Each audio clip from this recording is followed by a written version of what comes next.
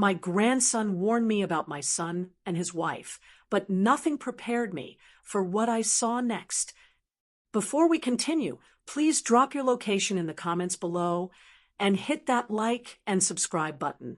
Now, let me back up and explain how we got to this delicious moment of karma. My name is Rose, and if you're listening to this, I need you to understand one thing about me right from the start. I am not a helpless woman. I'm 68 years old. I have buried a husband. I have raised a son, and I have paid off every single cent of the mortgage on this house. This house in Woodland Hills isn't just a pile of bricks and wood to me. It is my trophy.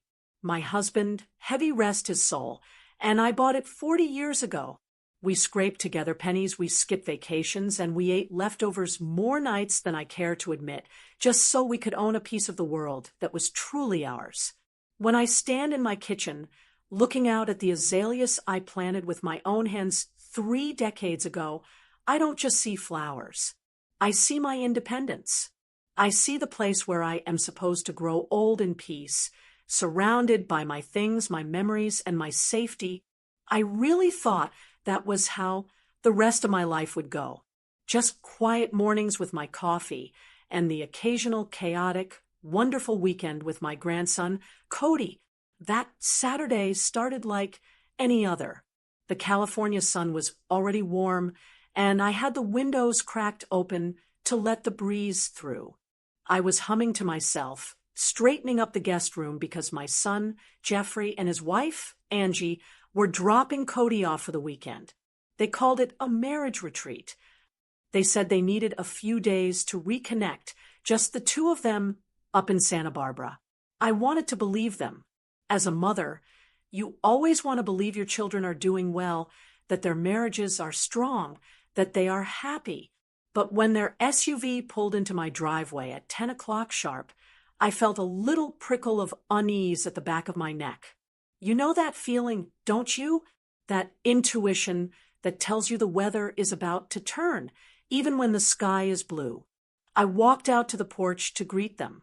Jeffrey climbed out of the driver's seat, and the first thing I noticed was how tired he looked. He's a handsome man, my Jeffrey. He has his father's strong jaw and my dark eyes, but that morning he looked gray. His shirt was wrinkled, which wasn't like him, and he was sweating even though it wasn't hot yet. Angie didn't even get out of the car right away. She sat in the passenger seat, furiously typing on her phone, her brow furrowed. When she finally opened the door, she forced a smile that didn't reach her eyes. It was tight, like a rubber band ready to snap. "Hi, Mom," Jeffrey said, walking up the path. He didn't hug me. He just sort of patted my shoulder, his eyes darting past me, looking into the hallway of the house. "Thanks for taking Cody on such short notice." "It's never short notice for my grandson," I said, trying to keep my voice light. "You know, I love having him." "Is everything all right? You two look a little worn out." "We're fine," Jeffrey said too quickly. "Just work stress. That's why we need this trip. Just to unplug, you know?" Angie came up behind him, carrying Cody's overnight bag. She dropped it on the porch with a heavy thud. "We really appreciate it, Rose," she said. Her voice was thin, brittle. She wouldn't look me in the eye. She kept glancing at Jeffrey, like they were sharing a secret conversation I wasn't part of. Then the back door opened, and my little Cody climbed out. Usually, that boy comes at me like a cannonball full of noise and energy. But today, he moved slowly. He was clutching his favorite stuffed bear, the one with the missing ear, and he looked small. So incredibly small. "Hey there, Bug," I said, opening my arms. Cody walked into my hug, but he didn't squeeze back. He just stood there, his little body stiff against my legs. I looked up at Jeffrey, concerned. "Is he feeling okay?" "He seems quiet." "He's fine," Jeffrey said, checking his watch. "Just tired. He was up late playing video games." Jeffrey walked past me, stepping into the foyer. "I'm just going to put his bag in his room." I stayed on the porch with Angie and Cody, but I watched my son. He didn't go to the guest room. He stopped at the keypad for my home security system on the wall. I saw him stare at it for a long moment. Then he turned back to me, shouting through the doorway. "Mom, you haven't changed the alarm code, have you?" I blinked, confused. "No, Jeffrey. It's the same as it's been for 10 years. Your birthday." "Why?" "Just checking," he said. He punched the numbers in, armed it, and then disarmed it immediately. Beep, beep, beep. "Just wanted to make sure it's working. For your safety. You're here all alone. You know, can't be too careful." Something about the way he said it made my stomach drop. "You're here all alone." It didn't sound like concern. It sounded like an observation, a calculation. He came back out, wiping his hands on his pants. "All right, we gotta run. Traffic is going to be a nightmare." He kissed the top of Cody's head, but he didn't look at his son. "Be good for Grandma, okay? Don't cause any trouble." "Bye, Rose," Angie said. She was already walking back to the car. "We'll be back Sunday night." I watched them get into the car. They didn't look at each other. They didn't turn on the radio. Jeffrey put the car in reverse and backed out of the driveway a little too fast. I stood there waving until they turned the corner and disappeared from sight. The silence that fell over the house was heavy. I looked down at Cody. He was still holding my hand, his grip surprisingly strong for a 6-year-old. His knuckles were white. "Well," I said, trying to shake off the strange mood my son had left behind. "How about some hot cocoa? I bought those little marshmallows you like." Cody didn't answer. He didn't move. He was staring at the spot where his parents' car had been. "Cody!" I squeezed his hand gently. "Honey, what's wrong? You're trembling." He looked up at me then, and my heart broke. His big brown eyes were filled with absolute terror. Tears were welling up in the corners, threatening to spill over. He looked like he was holding back a scream. He tugged on my hand, pulling me down. "Grandma," he whispered. I knelt down on the porch, ignoring the ache in my knees, so I could look him in the face. "What is it? Did Mommy and Daddy have a fight?" He shook his head frantically. He leaned in close, his breath warm against my ear, and whispered the words that would change my life forever. "Grandma, please don't sleep tonight." I pulled back, confused, trying to smile. "What? Why not? Are we going to have a slumber party?" He didn't smile. He grabbed my face with his small hands, forcing me to look at him. "No, Grandma, listen. This morning, I heard Dad talking to Mom. He thought I was asleep." "What did he say, Cody?" Cody's voice dropped so low I could barely hear him over the sound of the wind in the trees. He said that after tonight, you won't be living here anymore. He said the house will be ours." The world seemed to stop spinning. The birds stopped singing. The wind died down. All I could hear was the rushing of blood in my own ears. "Oh, honey," I stammered, my mind racing to find a logical explanation. A child's imagination is a wild thing. Maybe they were talking about moving in with me. Maybe they were talking about a nursing home in 10 years. "You must have misunderstood. Daddy would never." He said you wouldn't be around to stop them. Cody insisted, a tear finally rolling down his cheek. "He said you were going to go away, and you wouldn't remember anything." I stood up, my legs feeling like jelly. I ushered Cody inside and locked the front door. "It's okay," I told him, though my voice was shaking. "It's just a story. Daddy loves us." I went to the kitchen to get him some water, my hands trembling as I held the glass. I needed to calm down. I needed to think. Jeffrey was my son. He was stressed, yes, and maybe money was tight, but he wasn't a monster. He wouldn't hurt me. I walked past the hallway mirror and stopped. By the front door, we have a little row of hooks for keys. I keep my car keys there, and a spare key to the front door. It's been hanging on that third hook for 5 years, gathering dust. I keep it there in case I lock myself out while gardening. I looked at the hooks. My car keys were there, but the third hook was empty. The dust where the key used to be was disturbed, a clean, dark outline in the shape of the key left behind on the wood. Jeffrey hadn't just checked the alarm code. He had taken the spare key. I looked down the hall at my grandson, sitting on the sofa, clutching his bear, and watching the window. He wasn't imagining things. My son, my own flesh and blood, had taken the key to my house, verified my security code, and left me with a warning that I wouldn't be living here tomorrow. Cody was right. I couldn't sleep tonight, because whatever was coming through that door, it wasn't going to knock. I stood in the hallway, staring at that empty key hook for a long time. My heart was pounding against my ribs, not like a drum, but like a trapped bird. Panic is a funny thing. It makes some people freeze, and it makes others run. But me, I'm a problem solver. When my husband died, I didn't curl up in a ball.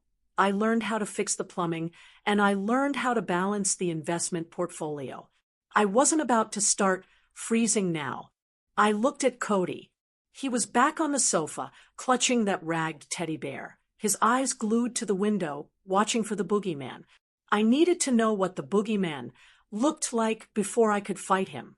Then I remembered. Jeffrey had gone into the guest room to put Cody's bag down. He was in there for quite a while, and when he arrived, he was carrying that battered leather briefcase he takes everywhere. He says he never goes anywhere without his work, but he didn't bring it back out with him when he left. "Cody, honey," I said, forcing my voice to stay steady. "I'm going to go check on the guest room for a second. You stay right here, okay? The doors are locked. We are safe." He nodded, not taking his eyes off the driveway. I walked down the hallway to the guest bedroom. It's a sunny room, painted a soft yellow, usually reserved for when my sister visits from Florida. There, sitting on the end of the bed, was the briefcase. Now, I raised my son to respect privacy. I never read his diary when he was a boy. I never listened in on his phone calls. But that empty key hook had voided all the rules. I walked over and clicked the latches. They popped open with a loud snap that made me jump. I expected to see work papers, maybe blueprints, he's an architect, or contracts. Instead, I saw red ink. The first thing on top was a stack of letters banded together. I picked them up. Final notice. Past due. Collection agency. I flipped through them, my hands shaking. Credit cards maxed out. A second mortgage on his own house that I didn't know about. A business loan that had defaulted. I did the math in my head quickly. My son was over $200,000 in debt. I felt a wave of nausea. How had he hidden this? We talk every week. He drives a brand new car. He wears Italian suits. It was all a facade. A house of cards waiting for a stiff breeze. But debt is just money. You can fix money. You can sell a car. You can downsize. What I found underneath the financial ruin was something you can't fix. It was a glossy brochure. The paper was cheap. The colors faded. Shady Pines Assisted Living. I knew the place. It's 3 towns over. It's the kind of place you hear horror stories about on the news. The kind of place where the staff is overworked and underpaid, where the hallways smell like bleach and boiled cabbage, and where people go to be forgotten. Why would he have this? I'm 68. I still drive. I garden. I do the Sunday crossword in pen. I manage my own stocks. I don't need assisted living. I dug deeper into the briefcase and found a thick manila envelope. Inside was a legal document. My breath caught in my throat as I read the title, Petition for Emergency Guardianship. I sat down on the edge of the bed, the papers crinkling in my grip. I forced myself to read the legal jargon. It was an application to the court to have me declared mentally incompetent. There, in black and white, were lies about me. It said I had advanced dementia It claimed I was a danger to myself and others. It said I had been leaving the stove on, wandering the streets at night, forgetting who people were. Lies. All of it. Then I saw the date on the hearing request. Monday morning. The plan clicked together in my mind, terrifying and brilliant. They didn't want to kill me. That's too messy. That gets you life in prison. No, they wanted to erase me. If they could get a doctor or a social worker to come here tonight, maybe someone they paid off, maybe just someone they tricked, and testify that I was agitated, confused, or acting out, they could have me committed on a 72-hour hold. By the time I got out, Jeffrey would have emergency power of attorney.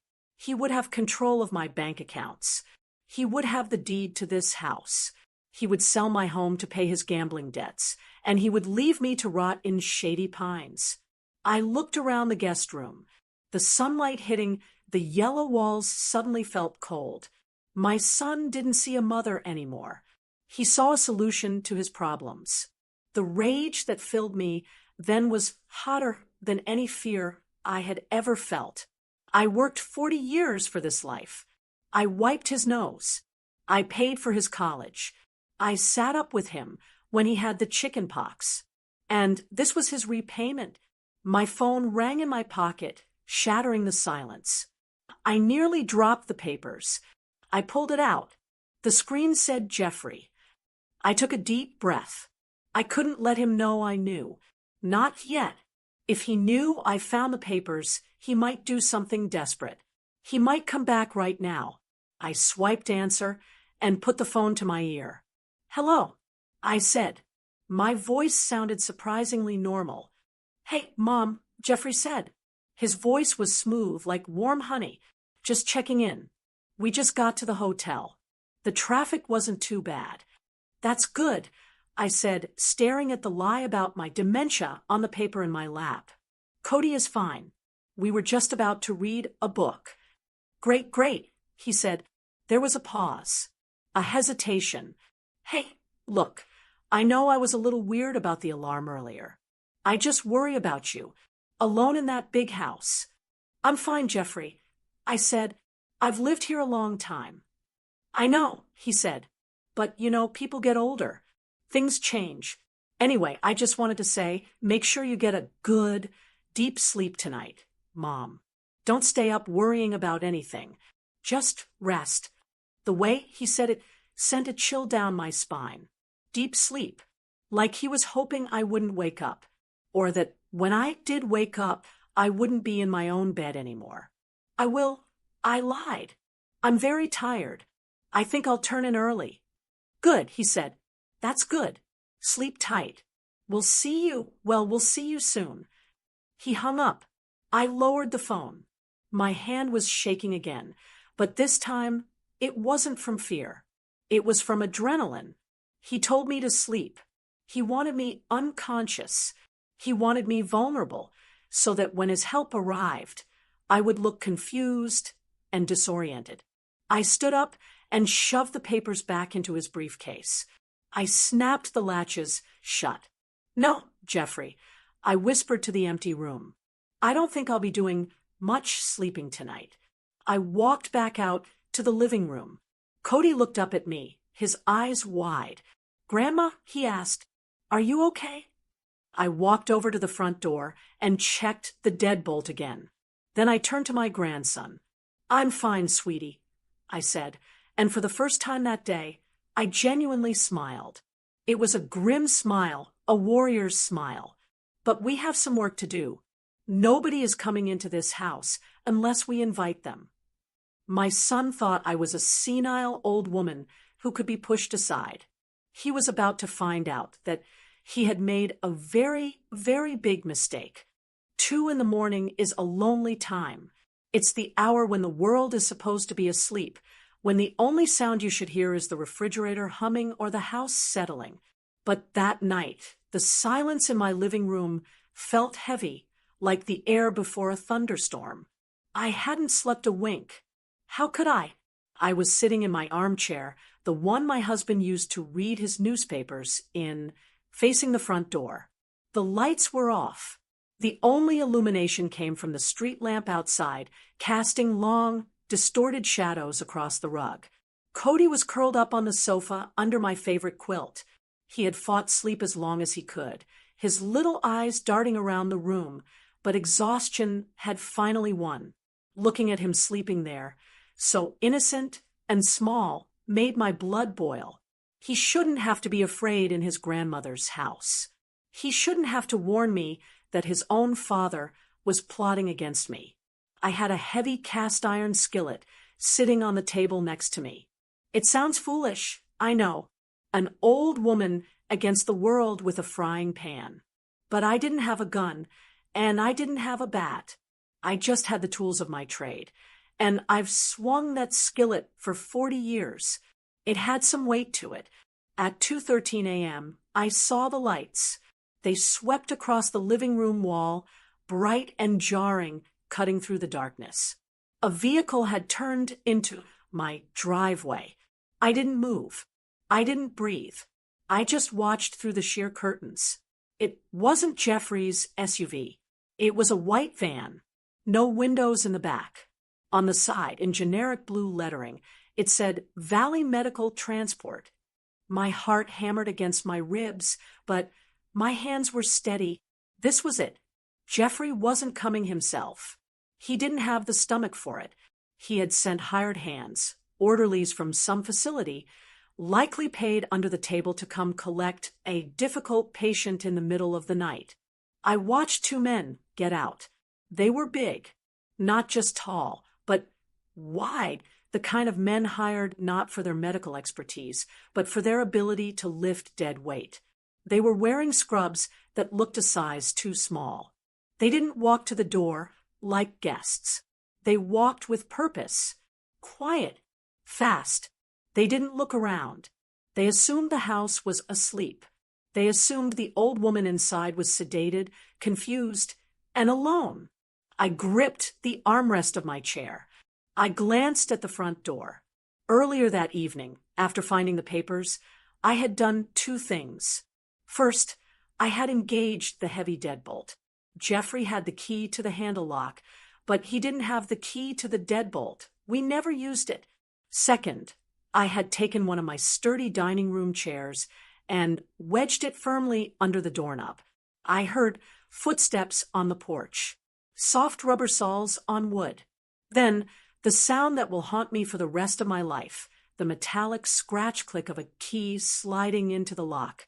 It was my key, the one from the hook, the one my son stole. I heard the tumblers click. The handle turned. The door bumped hard against the deadbolt, and the chair. Thud. Silence. Then, a confused whisper from the other side. It's locked. Try it again. A second voice hissed. He gave us the key. He said he checked it this morning. The handle rattled again, more aggressive this time. Rattle thud. The door didn't budge. My husband had installed that deadbolt 20 years ago, and he installed things to last. I'm telling you, it's stuck, the first man said. Or it's bolted. He said she'd be out cold. The second voice argued, sounding irritated. He said she takes sleeping pills, and he'd make sure she took extra. He said the door would be unlocked, so we could just carry her out without a scene. Tears pricked my eyes, hot and angry. He said she'd be out cold. Jeffrey didn't just want me gone. He wanted me drugged. He wanted me to wake up strapped to a bed in a strange room with no memory of how I got there, so the doctors would think I was crazy when I claimed I was kidnapped. It was cruel. It was the kind of cruelty you don't expect from the boy you taught to ride a bike. What do we do? The first man asked. We can't kick it in. The neighbors will wake up. Call him, the second man said. That was my cue. I didn't scream. I didn't cower. I picked up my phone. I have one of those doorbell cameras. Jeffrey actually bought it for me last Christmas, the irony of which wasn't lost on me. I opened the app. I could see them clearly in the black and white night vision. Two strangers on my porch deciding my fate. I pressed the microphone button. I didn't turn on the porch light yet. I wanted them to hear me first. Gentlemen, I said, my voice came out of the little speaker on the doorbell, loud and crisp in the silent night. On the screen, I saw them both jump about a foot in the air. They spun around, looking for the source of the voice. I suggest you step away from my door. I said. My voice was calm. It was the voice I used when Jeffrey was a teenager and missed curfew. It was the voice of a mother who is done with nonsense. Who is that? One of them whispered, panic rising in his voice. I am Rose Gordon, I said. I am the woman who is supposed to be out cold. And I am the woman who currently has a direct line to the county sheriff. I stood up then and walked to the wall switch. I flipped the floodlights on. Blinding white light bathed the porch. The men threw their hands up to cover their eyes, caught like raccoons in a trash can. I went back to the microphone. I have your faces on camera. I have your license plate number. And I have the recording of you admitting my son gave you a stolen key. The bigger man looked at the camera, his face pale. Look, lady, we were just told there was a patient. I am not a patient. I snapped, letting a little bit of my fury bleed through. I am a homeowner, and you are breaking and entering. The police are already on their way. If you are still on my property in 30 seconds, you can explain to them why you're trying to kidnap a sane woman in her pajamas. It was a bluff. I hadn't called the police yet. I knew if the police came, they might call Jeffrey. Jeffrey would show up with his guardianship papers, play the concerned son, and tell the officers I was having an episode. He would say the men were medical professionals. It might get muddy. I couldn't risk it. I needed them gone, and I needed them to know they were the ones in danger. It worked. These weren't hardened criminals. They were orderlies looking for easy overtime cash. They knew that if the cops showed up, they'd lose their licenses. They'd go to jail. Let's go, the second man said, grabbing the first one's arm. Forget it. It's a setup. He lied to us. But the money, forget the money. She's awake. Let's go. They scrambled off the porch, tripping over each other in their haste. They jumped into the van, tires screeching as they reversed out of my driveway. They didn't even turn their headlights on until they were halfway down the block. I watched them go until the taillights disappeared.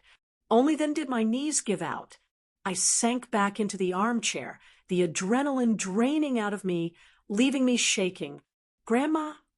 I turned. Cody was sitting up, rubbing his eyes. What was that noise? Who was yelling?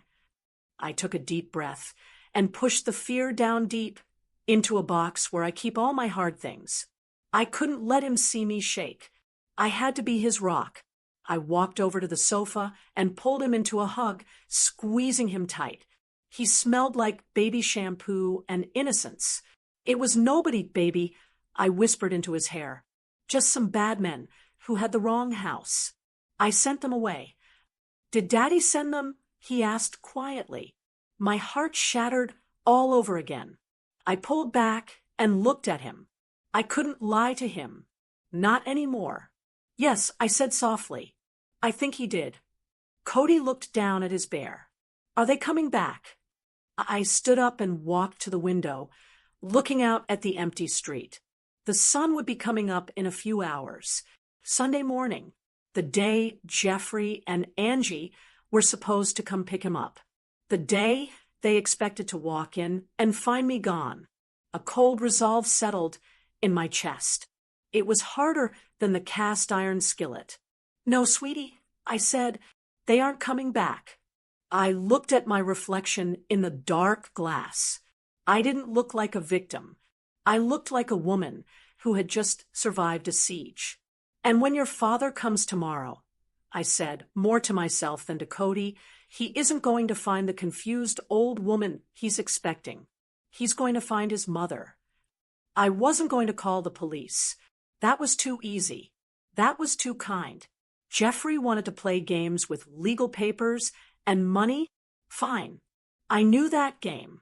I was going to hit him where it hurt.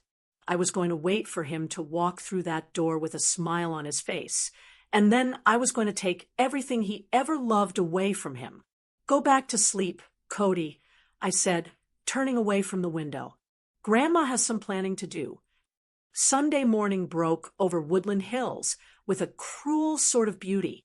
The sky was a perfect, cloudless blue, and the birds were singing as if the world hadn't almost ended on my front porch 5 hours ago.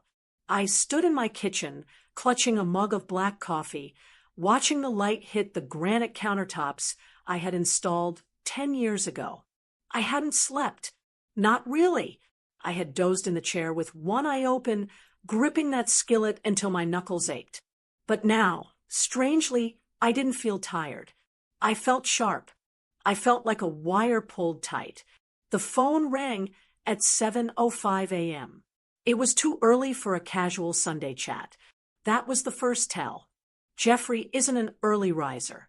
He likes to sleep in until noon, letting Angie handle the mornings. If he was calling now, it was because he was panicked.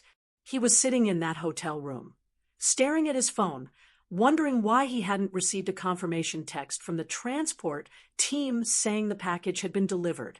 I let it ring 3 times. Let him sweat. Let him wonder if I was gone. Then I put on my mask. I cleared my throat, forced a smile onto my face, even though no one could see it, and answered with a lilt in my voice. Good morning, Jeffrey. My goodness, you're up with the roosters today. There was a silence on the other end, a thick, confused silence. He had expected a stranger's voice, or maybe a nurse, or maybe just ringing that went on forever. Mom, his voice cracked. He sounded breathless. You're there? Well, of course I'm here. I chuckled, pouring more coffee I didn't need. Where else would I be? I live here. I just... He stammered. I was worried. You sounded tired last night. I wanted to make sure you were okay, that everything was quiet as a mouse. I lied. I slept like a log. Best sleep I've had in years. I didn't hear a peep. I could practically hear the gears grinding in his head. He was trying to figure out what went wrong. Did the men not show up? Did they get the wrong house? He couldn't ask me directly without exposing himself. He was trapped in his own lie. Oh, he said, the disappointment dripping from his voice. That's great. I'm glad. Now, it was time to set the hook. I needed him here. I needed him sitting at my dining room table, feeling safe, so I could pull the rug out from under him properly. Actually, Jeffrey, I said, dropping my voice to a conspiratorial whisper, I'm glad you called. I've been doing a lot of thinking about what you said yesterday, about the house being too big for me, about safety. You have. His tone changed instantly. The fear vanished, replaced by greed. I could picture him sitting up straighter. Yes, I said, I think you're right. I'm getting older. Maybe I am a little confused sometimes. I think it's time for a change. I think that's really smart, Mom, he rushed to say. Really smart. Angie, and I just want what's best for you. I know you do, I said, gripping the phone so hard the plastic creaked. Listen, why don't you two come over for an early dinner when you pick up Cody? Say, for o'clock? I have a big announcement to make. I want to settle everything regarding the estate today. We'll be there, he said. He didn't even hesitate. He sounded like he had just won the lottery. We'll be there at 4 sharp. Do you want us to bring anything? Maybe some papers. Just bring yourselves, I said, sweet as pie. I'll handle the rest. I hung up the phone and stared at it. I bet you will, I whispered. The game was on. I didn't waste a second. First, I had to take care of Cody. I couldn't have him in the house for what was coming next. It was going to get ugly, and 6-year-olds shouldn't see their fathers destroyed, even if their fathers deserve it. I woke him up with pancakes, chocolate chip, his favorite. I kept things light. I told him I had a boring adult meeting later, and that he was going to go next door to Mrs. Higgins' house to play with her golden retriever. Mrs. Higgins is 80 years old, sharp as a tack, and the biggest gossip in Woodland Hills. I trusted her implicitly. When I dropped him off, I pulled her aside on the porch. "Martha," I said quietly, "Jeffrey is coming over at 4. Whatever you hear, whatever shouting comes from my house, do not send Cody back over until I call you. Do you understand?" She looked at my face, saw the steel in my eyes, and nodded slowly. "Is everything all right, Rose?" "It will be," I said. "I'm just taking out the trash." I walked back to my empty house. It was 10 a.m. I went to my bedroom and opened my closet. I pushed past the floral house dresses and the comfortable cardigans. Today wasn't a cardigan day. I pulled out my navy blue suit, the one I wore to my husband's funeral. It was tailored, severe, and commanded respect. I put on a crisp white blouse. I put on my pearl necklace. I applied my lipstick, a shade darker than usual. I looked in the mirror. The frightened widow from last night was gone. Staring back at me was the woman who had managed the family finances for 40 years, the woman who had survived loss and hardship. I had one more call to make, a call that costs $300 an hour and worth every penny. "Frank," I said when my attorney picked up. It was Sunday, and I knew he was probably on the golf course. "Rose, is everything okay? It's Sunday. Get off the green." "Frank," I said, "I need you to draft some documents, and I need them ready by 3 o'clock. Rose, I can't just. I need to update my will. I cut him off, and I need to create an irrevocable trust. And Frank, I need a restraining order drafted. I have video evidence of an attempted kidnapping." There was a long silence on the line. The birds chirped outside. "I'm heading to the office now," Frank said, his voice serious. "Tell me exactly what happened." I sat down at my vanity, the phone pressed to my ear, and began to speak. I laid it all out. The debt, the stolen key, the medical transport, van, the lies. As I spoke, I felt a strange sense of calm settle over me. For years, I had worried about Jeffrey. I had worried I was too hard on him or too soft. I worried about his marriage. I worried about his future. But as I looked at the clock ticking toward 4 p.m., I realized I didn't have to worry anymore. Jeffrey had made his choice. He had chosen money over his mother. Now, I was going to choose myself. I hung up the phone and walked to the dining room. I set the table. I put out the good china. I folded the napkins perfectly. Everything had to look perfect. I wanted him to walk in here thinking he was the king of the castle. I wanted him to feel comfortable. I wanted him to smile that charming, lying smile of his one last time. Because once he signed the papers I was about to hand him, he wasn't going to be smiling for a very, very long time. Before I tell you about the dinner, before I tell you about the look on my son's face when the trap finally snapped shut, I need to tell you what I did that Sunday afternoon while the roast was in the oven. See, revenge isn't just about shouting or calling the police. Real justice is quiet. It's paperwork. It's signatures. It's making sure that when the dust settles, the people who tried to break you are left holding absolutely nothing. At 1 o'clock, while Cody was safe at the neighbor's house, I drove to the bank. Now, most banks are closed on Sundays, but the branch manager, Linda, has been a friend of mine for 20 years. We've played bridge together. She knows my accounts better than she knows her own husband. When I called her that morning, voice shaking just a little, and told her I needed to make emergency changes to my estate, she didn't ask questions. She just said, "I'll meet you at the back door, Rose." Walking into that empty bank felt like walking into a church. It was silent. My heels clicked on the marble floor. Linda was waiting for me at her desk, a stack of forms already prepared. She looked at me, concerned. "Rose, are you sure about this? This is drastic." I sat down and took the pen she offered.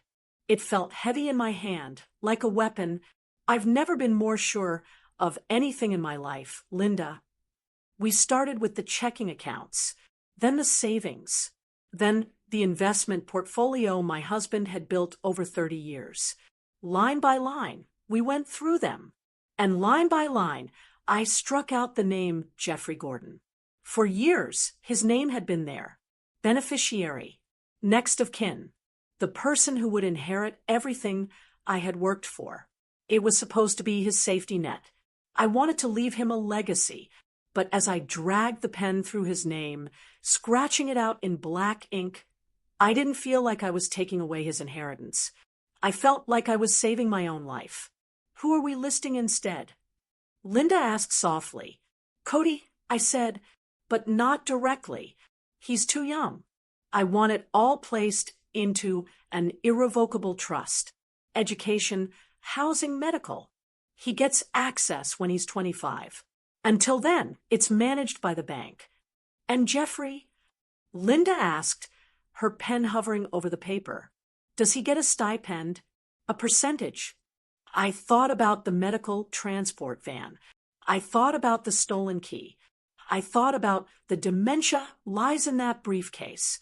"No," I said, my voice hard. "He gets nothing. Not a penny.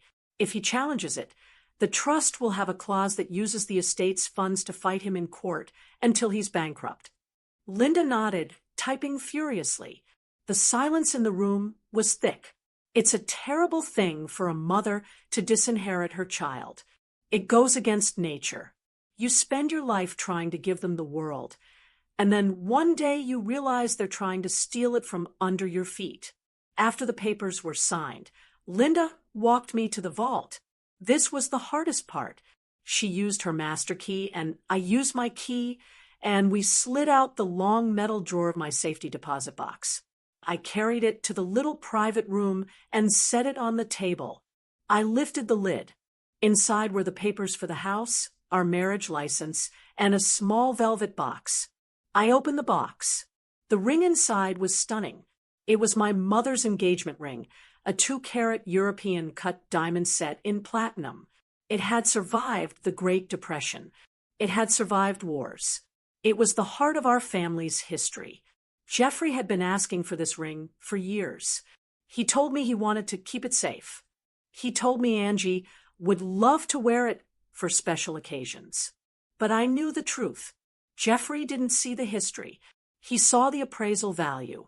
He saw quick cash to pay off a gambling debt. I picked up the ring. It felt cold against my skin. I remembered the day my mother gave it to me. She told me, "Rose, this ring is for the woman who holds the family together." Jeffrey had planned to come into my house, drug me, ship me off to a state facility, and then come down here with my power of attorney and take this ring. He probably would have sold it to a pawn shop within an hour. I didn't put the ring back in the box. I slipped it onto my finger. It still fit perfectly. I closed the empty box and put it back in the metal drawer. Let him find the empty box. Let him realize he was too late. I thanked Linda and walked back out to my car. When I got into the driver's seat, I didn't start the engine right away. I just sat there in the parking lot, gripping the steering wheel. And then I broke down. I sobbed. I sobbed so hard my chest hurt. I wasn't crying because I was scared. I wasn't crying because of the money. I was crying for my son. I was grieving the little boy with the scraped knees who used to run to me for a hug. I was grieving the teenager who took me to his prom because his date got sick. I was grieving the man I thought he was. That man was dead. He had been killed by a disease called greed. The man coming to dinner tonight was a stranger wearing my son's face. It hurts to cut a child out of your life. It feels like cutting off your own arm. But I sat there, wiping my tears with a tissue, and I realized something important. If I didn't cut him off, He would drag me down with him.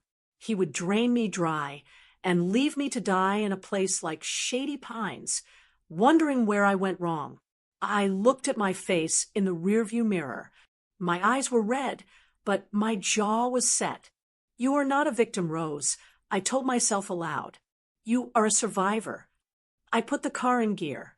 I had a roast to cook. I had a table to set. And I had a son to say goodbye to. The sadness was gone. It was replaced by a cold, sharp clarity. I touched the diamond ring on my finger. It sparkled in the afternoon sun, hard and unbreakable, just like me. I drove home. It was time for dinner. At 4 o'clock sharp, the doorbell rang. It wasn't a hesitant ring. It was a firm, confident press. It sounded like ownership. I took one last look at myself in the hallway mirror. My pearls were straight. My hair was perfectly coiffed. But more importantly, I adjusted my posture. I let my shoulders slump just a fraction of an inch. I let my eyes go a little soft, a little weary. If they wanted a tired, confused old woman who needed saving, I was going to give her to them. I opened the door. Jeffrey and Angie were standing there, backlit by the afternoon sun. They looked like the picture of a successful suburban couple. Jeffrey was wearing a polo shirt that showed off his watch, a watch I knew he bought on credit. Angie was in a sundress, holding a bottle of wine with a bright, cheerful label. "Hi, Mom," Jeffrey said, stepping inside before I even invited him. He leaned in and kissed my cheek. His lips were cold. "You look nice. Is that the blue suit?" "Oh, this old thing." I patted my lapel, playing the part. I just wanted to dress up a little. It's not every day I have my family over for a big decision. Angie handed me the wine. "It's a Merlot, Rose." The clerk said it has notes of berries. We thought we could toast to, well, to new beginnings. I took the bottle. I recognized the label from the grocery store bargain bin. $4.99. That's what my dignity was worth to them. A $5 bottle of vinegar. "How thoughtful," I said, forcing a smile. "Why don't you go into the dining room? I have the roast ready to carve." "Where's Cody?" Jeffrey asked, glancing around the living room. I thought he'd be running around. "He's over at Martha's house," I said, waving my hand dismissively. I knew we had serious business to discuss, financial matters.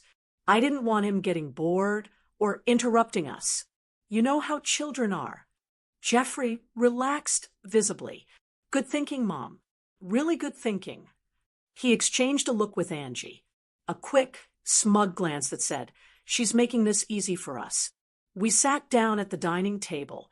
I had set it with my mother's lace tablecloth and the silver candlesticks. I served the roast beef, pouring the gravy with a slightly trembling hand, a calculated touch. "Here you go," I said, serving Jeffrey a thick slice. "I hope it's not too dry. I feel like I'm losing my touch in the kitchen lately. I forget things. Timers, ingredients." Angie leaned forward, her eyes wide with faux sympathy. "That's normal, Rose. It's a lot of work for one person. Managing a house this size. Cooking, cleaning, it's too much." "It is," I sighed, sitting down and picking at my napkin. I was looking at the garden this morning, and all I felt was exhaustion. I used to love those roses. Now, they just look like chores. Jeffrey stopped eating. He put his fork down. He couldn't wait anymore. The smell of money was overpowering the smell of the beef. "That's exactly why we wanted to talk to you, Mom," he said, his voice dropping to that serious, I'm the man of the house tone. "We've been worried sick about you. You shouldn't be burdening yourself with all this. You've worked hard your whole life. You deserve to relax." "I do," I agreed softly. "I really do." "We found a place," Angie chimed in too eager. "It's beautiful, Rose. They have staff to cook for you, clean for you. You wouldn't have to lift a finger." She was talking about Shady Pines, the place with the urine smell and the despair. But I nodded along. That sounds expensive, I said. Jeffrey reached under his chair and pulled out a leather folder. Don't worry about the money, Mom. That's what we're here for. We figured it all out. He opened the folder and slid a stack of papers across the lace tablecloth. They knocked over the salt shaker, spilling salt everywhere. He didn't even notice. Bad luck, they say. For him. What is this? I asked, putting on my reading glasses, though I knew exactly what it was. It's just standard paperwork, Jeffrey said, waving his hand as if it were a menu. It's a durable power of attorney. Basically, it just lets me and Angie handle the headache of selling the house and managing your accounts. We'll pay the bills, we'll deal with the realtors, we'll invest the money for your care.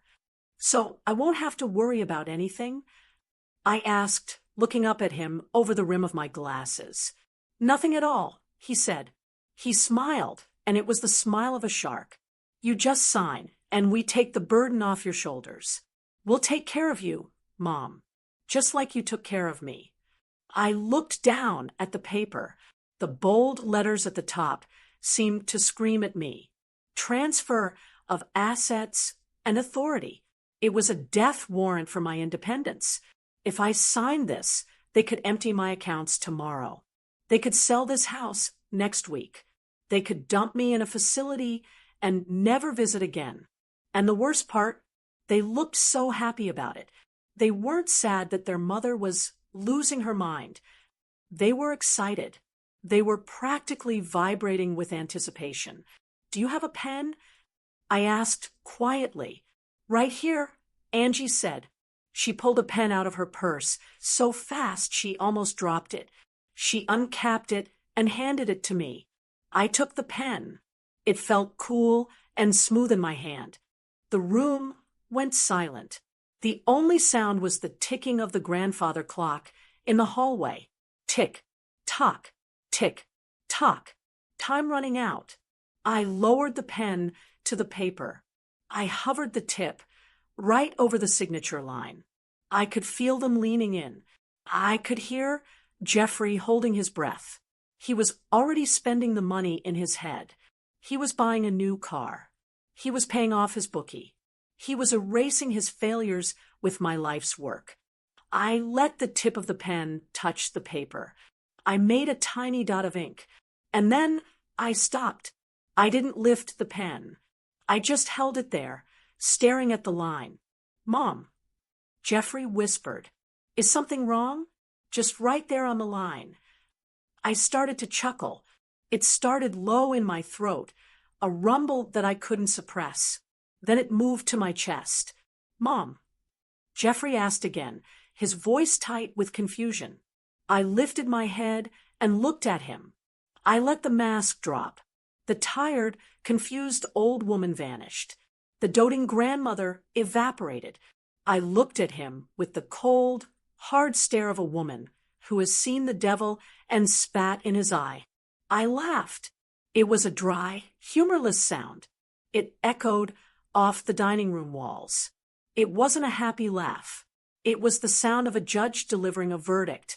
You really thought I was going to sign this, didn't you? I asked, my voice steady and strong. The color drained from Jeffrey's face so fast he looked like a ghost. What? I tossed the pen onto the table. It clattered against his wine glass. You thought I was stupid, I said, leaning back in my chair and crossing my arms. You thought you could just walk in here with a $5 bottle of wine and steal my life. Mom, I don't know what you're talking about. Jeffrey stammered, but his eyes were darting to the door. We're trying to help you. Help me. I laughed again, shaking my head. Like you tried to help me last night at 2 a.m. with that van? The silence that followed that sentence was deafening. Angie gasped, her hand flying to her mouth. Jeffrey looked like he had been punched in the gut. I didn't. He started, but his voice failed him. Oh, save it, Jeffrey. I said, the show is over. I reached under the table and pulled out my own folder. It was thick. It was heavy. You brought your papers, I said, slamming my folder down on top of his, covering his power of attorney completely. Now let's look at mine. The sound of my folder hitting the table was like a gunshot. It vibrated through the wood, rattling the fine china and silencing the room completely. Jeffrey stared at the thick stack of documents I had just slammed down over his pathetic power of attorney papers. He looked up at me, his eyes wide, blinking rapidly. He tried to laugh, but it came out as a nervous, dry cough. "What is this, Mom?" he asked, reaching out a hand as if to touch the folder. "Don't touch it," I said. My voice wasn't loud, but it had an edge that made him recoil instantly. "That folder contains the reality of your situation, Jeffrey, and it is very different from the fantasy you walked in here with." Angie was gripping her wine glass so hard I thought it might shatter. "Rose, you're acting very strange. Maybe we should call a doctor. This aggression, it's a symptom, of the dementia."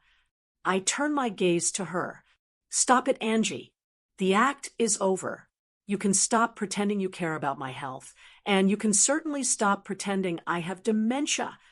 I reached into my pocket and pulled out my phone. I unlocked it and opened the video file I had saved from the night before. I set the phone in the center of the table, volume up all the way. "You asked for a doctor," I said, looking at my son. "Let's listen to the doctors you sent to my house at 2 a.m. I pressed play. The recording was crystal clear. The silence of the dining room was filled with the sounds of the night before. Scratch, click. The sound of the key turning in the lock. Thud. The door hitting the chair. Then the voices. He said she'd be out cold. He said she takes sleeping pills, and he'd make sure she took extra. Jeffrey's face went from pale to a sickly shade of gray. He slumped back in his chair, as if the air had been punched out of him. Then my voice on the recording, strong and clear, "I have your faces on camera. If you are still on my property in 30 seconds, you can explain to the sheriff why you're breaking into a sane woman's home." Then the panic of the men. "It's a setup. He lied to us. Let's go." I let the recording play until the sound of the van tires screeching away faded into silence. Then I stopped it. I looked at my son. He was staring at the tablecloth, unable to meet my eyes. He looked small. He looked like a child who had been caught stealing from the cookie jar, only he hadn't stolen a cookie. He had tried to steal my life. "I found the briefcase, Jeffrey," I said softly. "I saw the debt collection notices. I saw the application for emergency guardianship. I know you owe over $200,000. And I know you plan to pay it by selling my house and locking me away in Shady Pines." Angie let out a sob. It was a sharp, ugly sound. "I told you," she shrieked, turning on Jeffrey. "I told you we shouldn't have left the briefcase. I told you she was too sharp for this." Jeffrey slammed his hand on the table. "Shut up, Angie." "No, you shut up," she yelled back.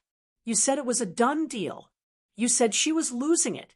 Now look what you've done. We're going to go to jail." "Enough," I commanded. The authority in my voice snapped their heads back to me. "Nobody is going to jail today," I said calmly, "because I haven't called the police yet. I decided to handle this as a family matter." Jeffrey let out a breath, a long sigh of relief. He thought he was off the hook. He thought that because I was his mother, I was going to forgive him. He thought he could talk his way out of it, maybe apologize, maybe cry a little, and things would go back to normal. "Thank God, Mom," he said, wiping sweat from his forehead. "Look, I can explain. We were desperate. The debt, it just got out of control. I didn't want to hurt you. I needed a way out. I know you did," I said, "and you tried to use me as your exit strategy. But that door is closed, Jeffrey." I opened my folder. I picked up the first document. "This," I said, sliding it across the table, "is a copy of the deed to this house. As of 3 hours ago, this house no longer belongs to me. Jeffrey's eyes bulged. What? You sold it? To who? I didn't sell it. I corrected him. I placed it into an irrevocable trust. Do you know what irrevocable means, Jeffrey? He shook his head, mute. It means it cannot be changed. I explained, leaning forward. The beneficiary of the trust is Cody. The house is his. It is managed by the bank until he turns 25. I retain the right to live here until my death. But I do not own it, which means you cannot sell it. Even if I wanted to help you, I couldn't. The house is gone. Jeffrey stared at the paper. His hands were shaking. But the equity, that's $1 million, Mom. You just locked it away. I protected it. I said, from you. I slid the second document across. This is my new last will and testament. I said, it replaces the one from 2010. In the old will, you were the sole beneficiary. You got the stocks, the savings, the insurance policies. I paused, letting the weight of the moment settle on him. In this new will, I continued, my voice steady, you have been explicitly disinherited. You receive 0% of the estate. Not a dollar. Not a piece of furniture. Not even this dining room table you're sitting at. Angie gasped, you can't do that. He's your only child. And he tried to have me committed. I shot back. Actions have consequences. Angie, you don't get to try to destroy someone and then expect them to pay your bills. I picked up the final document. This was the one that hurt the most to draft, but looking at them now, seeing the greed and selfishness written all over their faces, I knew it was necessary. And this, I said, placing the last paper on top of the pile, is a restraining order. Jeffrey looked up, tears finally spilling from his eyes. A restraining order? Mom, please. You don't mean that. I do, I said. It states that due to your attempt to forcefully remove me from my home using hired individuals and your fraudulent attempt to gain guardianship, I am in fear for my safety. It bans you from coming within 500 feet of this property. It bans you from contacting me. But what about Cody? He whispered. I have already petitioned for visitation rights. I said, and considering I have evidence of you discussing criminal acts in front of a 6-year-old, I don't think the courts will have a problem granting them to me. I will see my grandson, but I won't see you. Jeffrey stood up. His chair scraped loudly against the floor. He was red in the face now, the panic turning into anger. He was losing everything, and he knew it. You can't do this, he screamed, slamming his fist onto the table. The wine bottle wobbled. I am your son. You're my mother. Mothers are supposed to forgive. You're supposed to help me. He pointed a shaking finger at me. You're ruining me. If I don't pay these people, they'll kill me. You hear me? You're killing your own son. I sat there, completely unmoved. I looked at the man who had once been my baby boy. I remembered holding him when he had a fever. I remembered teaching him to tie his shoes. I remembered paying for his college, so he wouldn't have debt. I had spent my whole life helping him, and that was the problem. I had helped him so much he never learned how to stand on his own. I had created this monster by cushioning every fall. I stood up slowly. I am 5'4", but in that moment I felt 10 feet tall. I am doing this because I am your mother. I said. My voice was low, but it carried the weight of 40 years of parenting. Jeffrey stopped screaming. He looked at me, breathing hard. I failed you, Jeffrey, I said, looking him dead in the eye. I failed to teach you independence. I failed to teach you that you cannot take what isn't yours. I shielded you from the world, and you grew up thinking the world owed you something. I pointed to the door. Now, you will learn the hard way, I said. You are a grown man. Figure it out. But you will not do it on my dime, and you will not do it in my house. Mom. He whimpered. Get out, I said. Get out of my house, Jeffrey, and take your wife and your cheap wine with you. For a second, I thought he might lunge at me. I gripped the edge of the table, ready to grab the skillet if I had to. Yes, I had hidden it under my chair, just in case. But he didn't. The fight went out of him. He looked at the papers, then at me, and he saw a wall he couldn't break down. He grabbed Angie's arm roughly. "Let's go," he muttered. "But the papers—" Angie stammered, looking at the unsigned power of attorney. "Leave them," he yelled. He stormed to the front door, Angie trailing behind him, sobbing into her hands. He yanked the door open and didn't look back. He didn't say goodbye. He just walked out into the sunlight he didn't deserve. The door slammed shut behind them. The house shook. And then silence.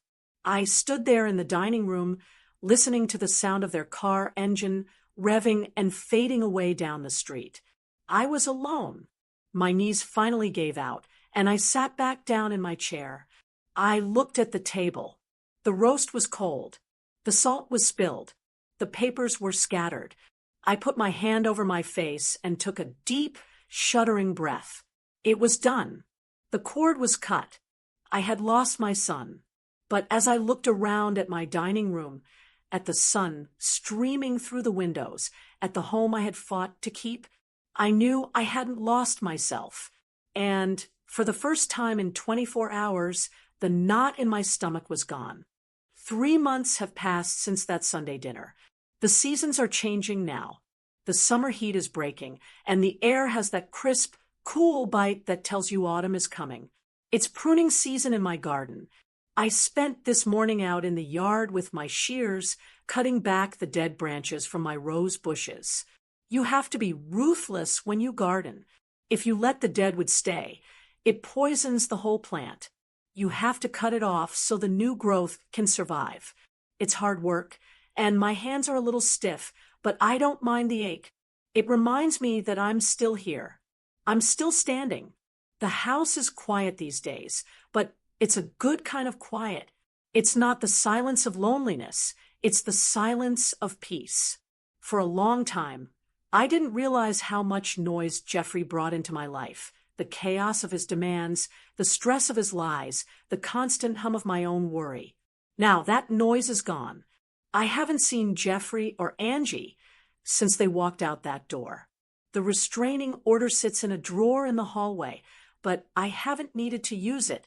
The last I heard from my attorney, the reality of their situation hit them hard. Without my house to sell, the creditors descended like vultures. I heard through the grapevine that they lost their cars. I heard they are filing for divorce. A part of me, the mother part, still aches for him. I suppose that ache never truly goes away. You never stop loving your child, even when they break your heart. But I don't reach for the phone anymore. I don't lay awake at night wondering if I should bail him out. I realized that saving him again would only be destroying myself. He is walking a path he chose, and I have to let him walk it alone. But my life isn't empty. Far from it. The screen door creaks open behind me, and I hear the sound of running feet. "Grandma, look." I turn around to see Cody bounding down the porch steps. He's holding up a drawing he made, a picture of a big house with a bright yellow sun and 2 stick figures holding hands. "That's beautiful, Bug," I say, wiping my hands on my apron. "Is that us?" "Yep," he says, beaming. "That's you and me guarding the castle. Cody is safe. That's the most important thing." The courts granted me extensive visitation rights while Jeffrey and Angie sort out their legal troubles. He spends every weekend here, and often a few days during the week. We have a routine now. We make pancakes. We work in the garden. I'm teaching him the value of hard work, of patience, of earning what you have. I set up the trust fund, just like I planned. He won't get the money until he's old enough to understand it, but he knows he has a future. He knows this house is his legacy, not a piggy bank to be smashed open. I walk over and sit on the porch swing, patting the spot next to me. Cody climbs up and leans his head on my shoulder. We swing back and forth, listening to the wind in the trees. I look down at my hand. The diamond ring, my mother's ring, catches the light of the setting sun.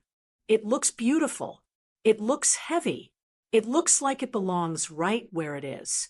I used to think that getting older meant fading away.